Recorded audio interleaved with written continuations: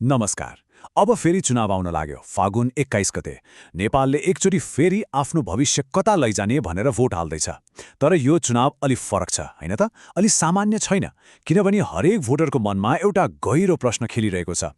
के हामी साँच्चै आफ्नो देशको भविष्य छान्न लागेका हौं कि कुनै राजनीतिक सर्कसको दर्शक मात्र बन्न लागेका हौं? प्रश्न एकदमै सिधा छ। के यो चुनाव हो कि चटक? आज हामी यही प्रश्नको गहिराईमा पुगेर एक मतदाताले सामना गर्नुपरेको वास्तविक चुनौतीलाई केलाउनेछौं। अब यसलाई चटक जस्तो किन भनिएको होला? सायद यो संख्या देखेर हो कि? एकछिन सोच्नुस् त। जम्मा 165 वटा निर्वाचन क्षेत्र, तर उम्मेद्वार चाहिँ 3000 भन्दा पनि बढी। अब यस्तो भिडमा खास गरी कुनै पार्टीतिर झुकाव नभएका मतदाताहरूलाई त सही मान्छे को हो भनेर चिन्नै गाह्रो, लगभग असम्भव जस्तै भइसक्यो। तर यो होहल्ला र भिडभन्दा पर यो चुनावको गम्भीरता बुझ्न हामीले एकपटक विगतलाई फर्केर हेर्नै पर्छ। हामीले आज पाएको यो भोट हाल्ने अधिकारको मूल्य धेरै ठूलो छ, जुन हाम्रो इतिहासले सिकाउँछ। हाम्रो यात्रा साँच्चै लामो र कठिन थियो।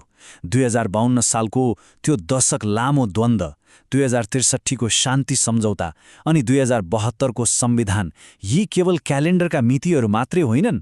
यी त त्यो पीडा, त्यो त्याग र त्यो आशाका प्रतीक हुन्। त्यो द्वन्द्वले दिएको आर्थिक, सामाजिक र मानसिक घाउको मूल्य देशले आजसम्म पनि तिरिरहेको छ। हो, यही नै र शान्ति निर्माणको कुरा एकदमै महत्त्वपूर्ण हुन आउँछ। समाजशास्त्री जोहन गाल्टुङले भने जस्तै, शान्ति भनेको केवल बन्दुक नपड्किने मात्र होइन, यो त एउटा न्यायपूर्ण, समतामूलक समाज बनाउने निरन्तरको प्रक्रिया हो। र साँचो कुरा के हो भने नेपाल अझै पनि यही नाजुक प्रक्रियाको बीचमा छ।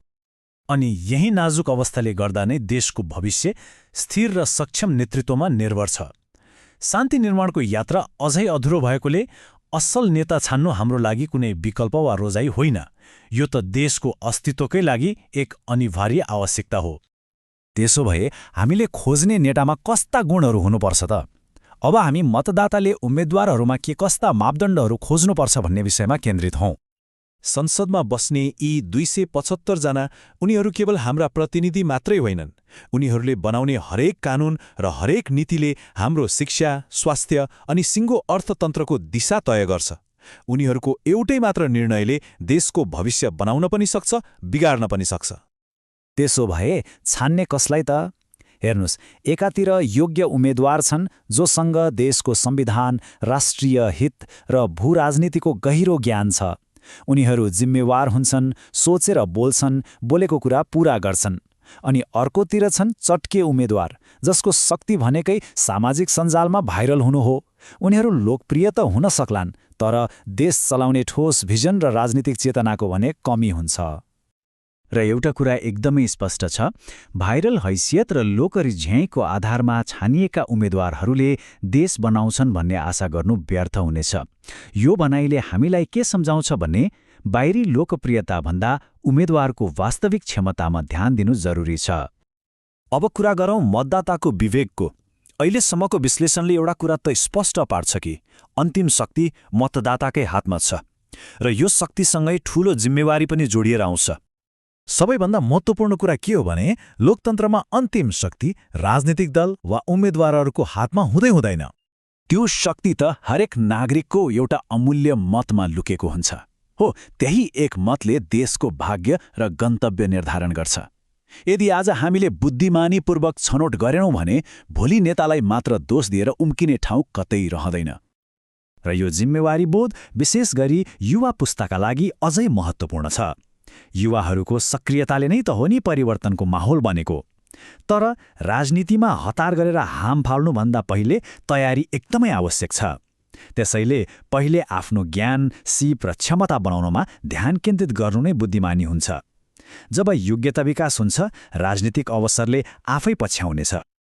यो सबै जिम्मेवारीको कुरालाई एउटा सानो तर एकदमै शक्तिशाली कथाले राम्रोसँग दर्शाउँछ। एक पटकको कुरा हो, एउटा जंगलमा ठूलो आग लागि भएछ। सबै जनावरहरू आफ्नो ज्यान बचाउन यताउता भागिरहेका थिए। त्यो भागाभाग र कोलाहलको बीचमा एउटा सानो चरा भने आफ्नो चुच्चोमा एक थोपा पानी लिएर आगोमा खसाल्न बारम्बार उडिरहेको थियो।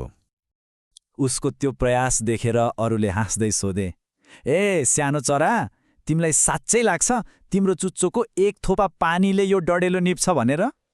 त्यसपछि चराले एकदमै शान्त भएर जवाफ दियो, यो आगो निप्छ कि निप्दैन त्यो त मलाई थाहा छैन, तर म केवल आफ्नो भागको काम गरिरहेको छु। हाम्रो भोट पनि त त्यस्तै हो नि, होइन र?